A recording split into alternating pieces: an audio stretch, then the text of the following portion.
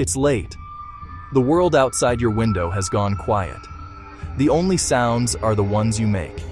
The soft hum of the refrigerator, the gentle creak of the floorboards upstairs, the rain tapping against the glass, a steady, rhythmic drumbeat against the deepening dark. In these moments, every sound is magnified. Every shadow seems to stretch a little longer. This is the time when the familiar becomes strange, when the silence itself seems to hold its breath, waiting for something to break it. And then, it happens. A sound that does not belong. The jarring, insistent ring of a telephone. Who would be calling at this hour?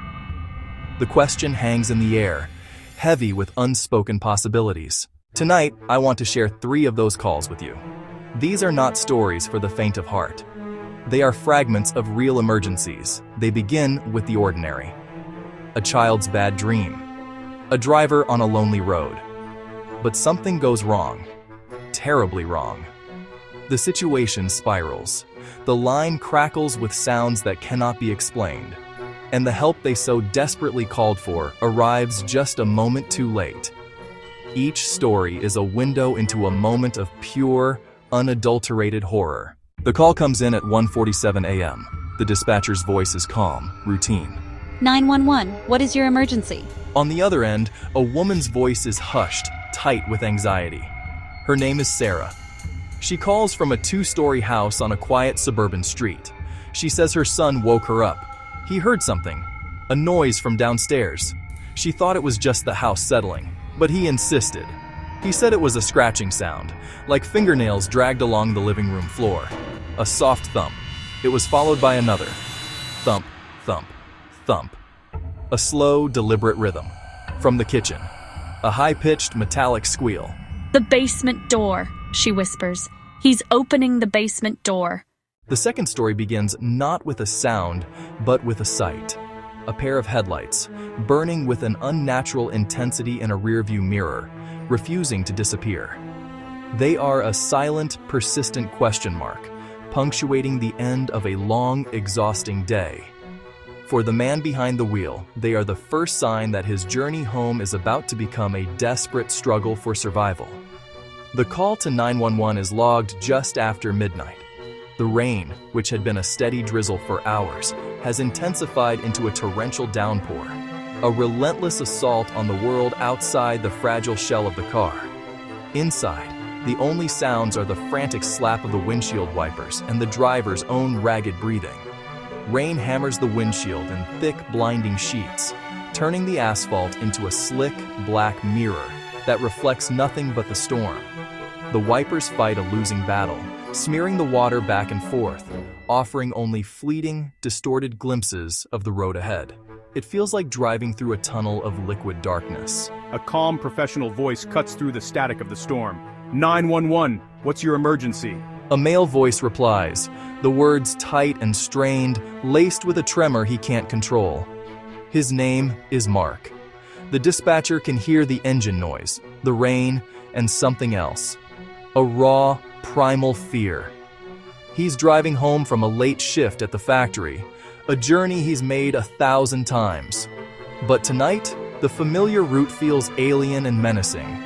He's on a long, winding rural highway, miles from the nearest town, surrounded by miles of dark, empty fields and dense woods. Mark tells the dispatcher he's being followed. He first noticed the car about 15 minutes ago, a pair of lights cresting a hill behind him. At first, he thought nothing of it, another late-night traveler. But the lights never turned off, never fell back, never attempted to pass.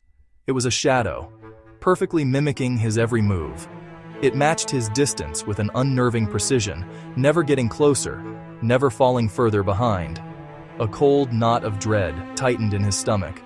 He speeds up, his own engine whining in protest. It speeds up. He slows, testing his theory. It slows, maintaining the exact same gap. His heart pounding, he pulled over to the shoulder, the tires crunching on the wet gravel, feigning engine trouble. He almost came to a complete stop. The other car slowed too, its headlights cutting a swath through the rain, patiently waiting 100 yards behind him. It wasn't trying to pass. It was waiting for him. Panic began to set in. He had to get off this road. Then, up ahead, his headlights catch it. A small, unmarked dirt road branching off to the right, almost swallowed by the overgrown woods. It's a massive risk, a gamble. He has no idea where it leads.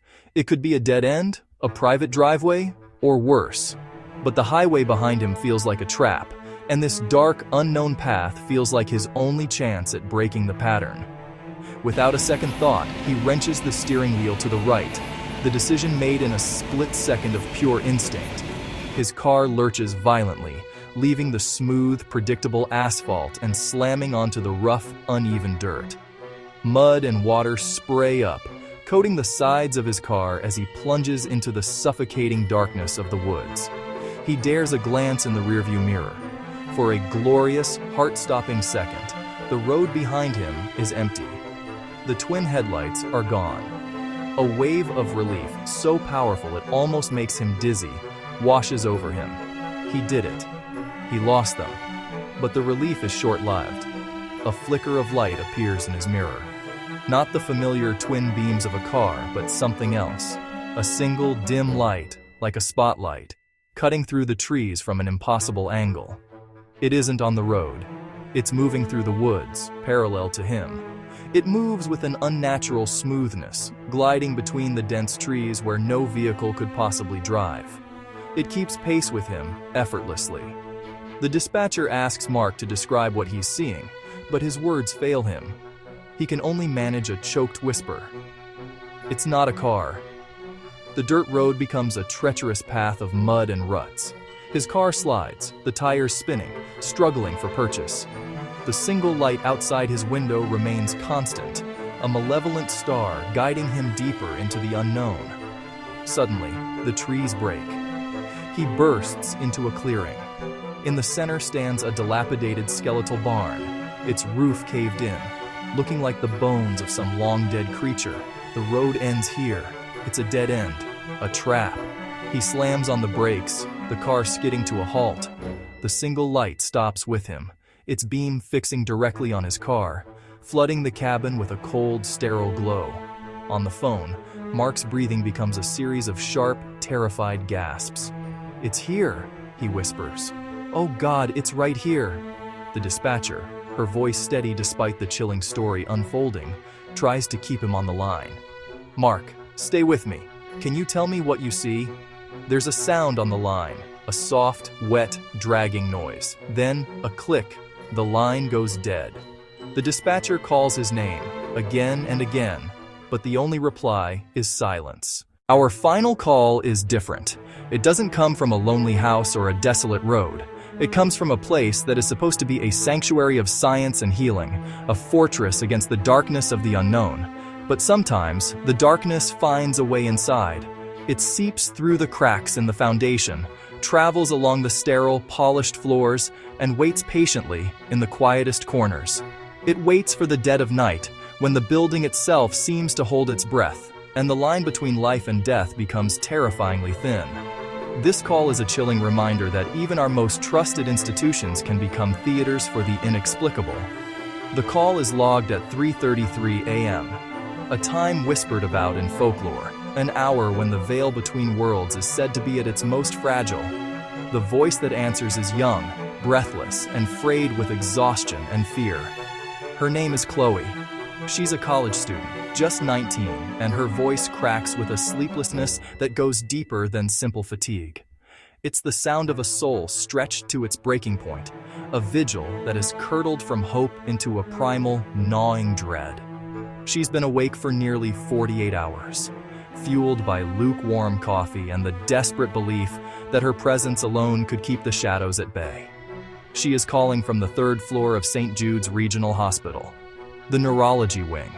She is a sister, waiting through the longest night of her life. The hospital, once a comforting beacon of order, has transformed around her. The usual hum of machinery and the soft footfalls of night shift nurses have faded into an oppressive, unnatural silence. The air has grown cold, and the long corridor outside her sister's room feels like a vast empty stage, waiting for a terrible play to begin. Chloe explains that her older sister, Alara, was admitted 2 days ago. A sudden, severe neurological event that baffled the doctors. One moment, Alara was fine. The next, she was unresponsive. Now she lies still, a figure in a bed, connected by wires and tubes to a silent chorus of machines. Chloe had been watching the rhythmic rise and fall of her chest, the steady drip of the IV, the green line tracing its familiar peaks and valleys on the monitor. These were her anchors in a sea of uncertainty. But then the anchors began to break. It started an hour ago. The rhythmic beeping of the heart monitor, the steady pulse that had been the soundtrack to her vigil, had stopped. Not with an alarm, not with the frantic, high-pitched wail of emergency, but with a sudden, deafening silence. The green line on the screen didn't spike or plummet. It simply went flat. Her heart hammered against her ribs. She immediately hit the nurse call button, her thumb jabbing the plastic with frantic force. The small light above the bed, which should have glowed red, remained dark. She pressed it again and again, the useless clicking sound swallowed by the room's profound quiet. Panic, cold and sharp, began to rise in her throat. Stumbling out of the room, she looked down the hallway. The nurse's station at the far end was empty. Its bank of monitors glowed with data from other rooms, other lives, but the chairs were pushed back, abandoned. Not a single person was in sight. It was as if the entire floor had been evacuated without a sound. She shouted for help, her voice thin and desperate, echoing in the long, sterile corridor. "Hello? Is anyone there? My sister?" There was no response, only the echo of her own fear, returning to her from the empty rooms and dark corners. She was utterly, terrifyingly alone. When she returned to the room, defeated and trembling, she saw it. A movement. From the bed. Alara, or the thing in the bed, was moving. It wasn't the gentle stir of someone waking up. It was a grotesque, mechanical motion, like a puppet being pulled by unseen strings. The figure sits up in segments. First the torso, rising stiffly, unnaturally straight, then the neck, cracking audibly in the silence, then the head, which swivels to face her with a slow, deliberate grind of bone. The face she sees is not her sister's. It wears her sister's skin, but the architecture beneath is wrong. The eyes are too wide, black pools of ancient night. The mouth is stretched into a grin that splits the pale face, a horrifying, predatory smile that holds no warmth, no recognition. It is the expression of something that has only just learned what a face is for, and is delighted by the possibilities. And then a sound, not from the smiling mouth, but from the machine beside the bed. The flatlined heart monitor flickers back to life, but it doesn't show a heartbeat. It shows a chaotic, jagged waveform of pure static. From its small speaker, the heart monitor speaks with an alien voice, a dry, rasping electronic sound that grinds its way into the air. It speaks a single, garbled word, a word that sounds like hungry. Hungry. The stories end, the recordings stop, the final crackle of static fades, and the line goes dead. But the silence that follows is not empty. It is not a peaceful void, not a gentle reprieve from the tension we've shared. No, this silence is a different entity altogether. It's a charged space, a negative image burned onto the backs of your eyelids, defined entirely by the sounds that have just ceased. Think of it as the moment after a lightning strike, when the thunder has rolled away, but the air itself still hums with a strange, electric potential.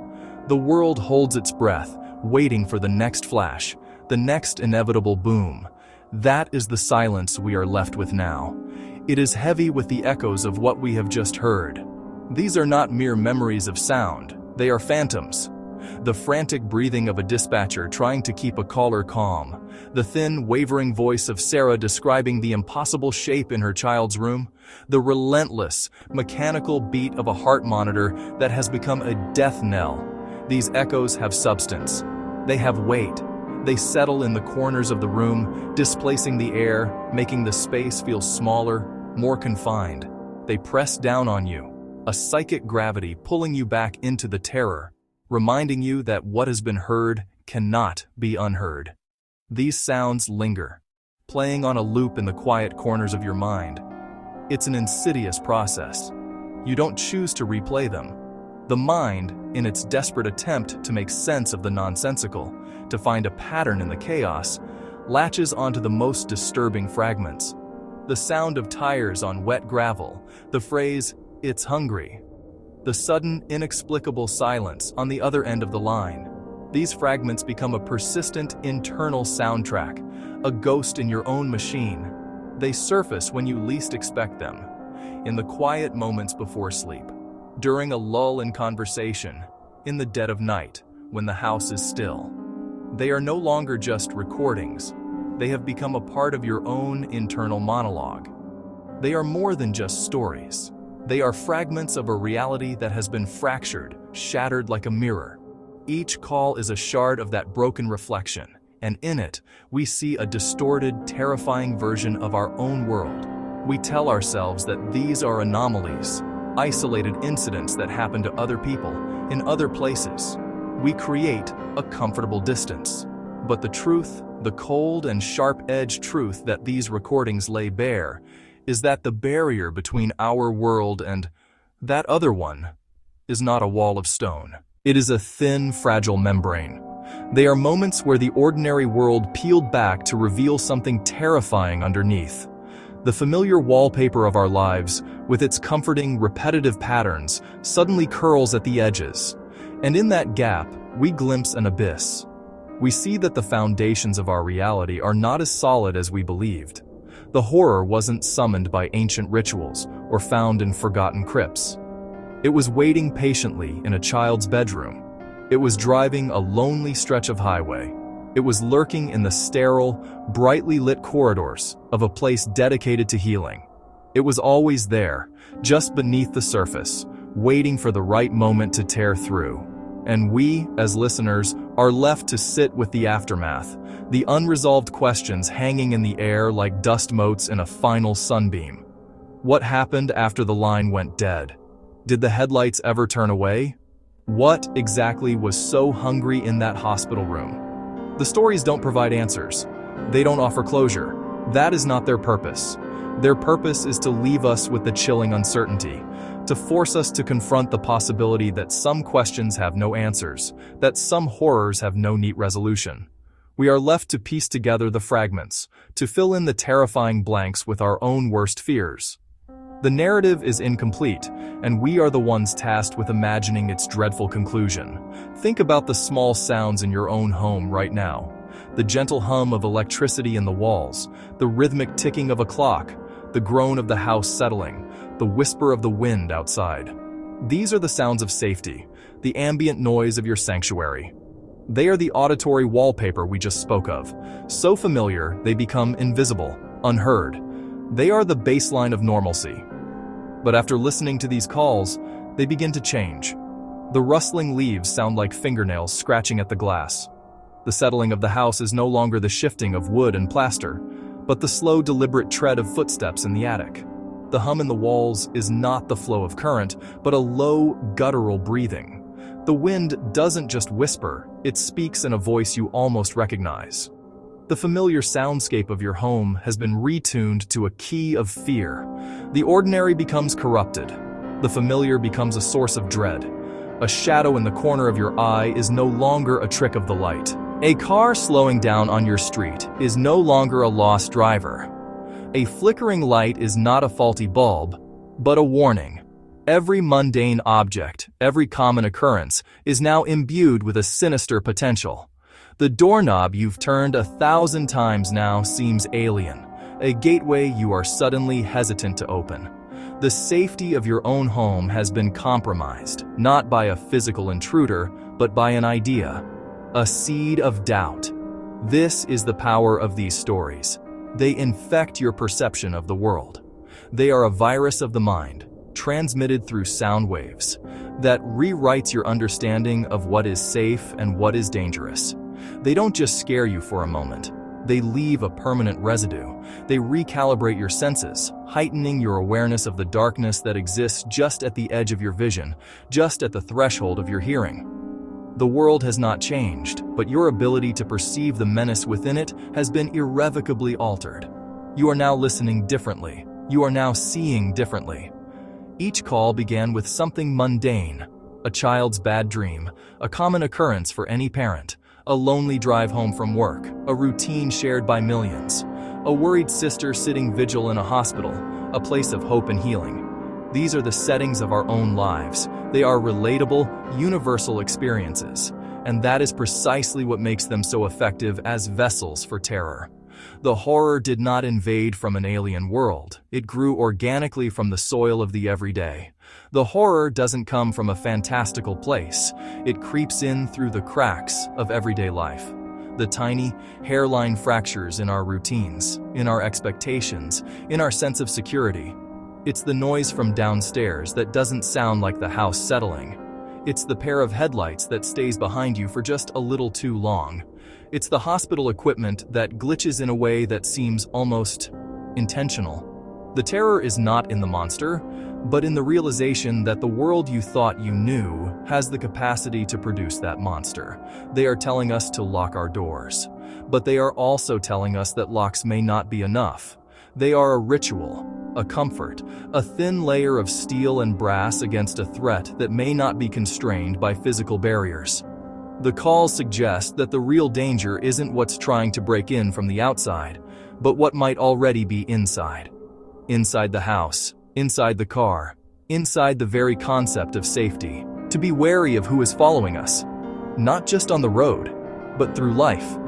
To question the patterns we take for granted. To notice when something is out of place. The calls are a lesson in paranoid observation. They teach us to look again at the reflection in the rearview mirror, to listen more closely to the silence between words, to acknowledge that feeling in the pit of your stomach that tells you something is deeply, fundamentally wrong. And so we leave you here, in the dark, with the echoes of their voices for company. We offer no comfort, no easy explanation, no final word to dispel the fear. That would be a disservice to the experiences you have just heard. The fear is the point. The uncertainty is the message. You are alone now, but the room is crowded with the ghosts of these calls. Sarah, the dispatchers, the unseen figures, they are with you now, their anxieties and terrors mingling with your own. The night is deep.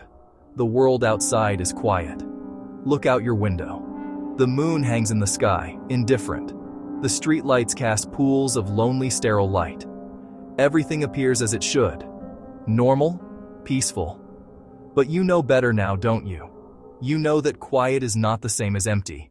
You know that stillness is not the same as peace. Because it is not empty. It is full of stories, full of whispers, full of unheard warnings. Every darkened window you see is a potential stage. Every silent car is a potential vessel. Every shadow stretching across the pavement is a potential hiding place. The world is a library of unwritten horrors, and tonight you have read 3 of its volumes. You have been granted a new, terrible kind of sight, and now you can't help but see the potential for a story everywhere you look. The next time your phone rings at an unusual hour, listen closely. Feel the weight of it in your hand. See the stark, anonymous glow of the screen in the darkness. That moment of hesitation before you answer. That is the legacy of these calls. In that pause, you will remember. You will wonder what emergency, what terror, what plea for help or dreadful pronouncement waits on the other side of that connection. For you never know when you might be on one end of a call that is destined to become a haunting. You never know when it will be your voice, filled with fear and disbelief, that will be recorded, archived, and listened to by strangers in the dark, who will then be left to wonder what happened after your line too went silent. Good night.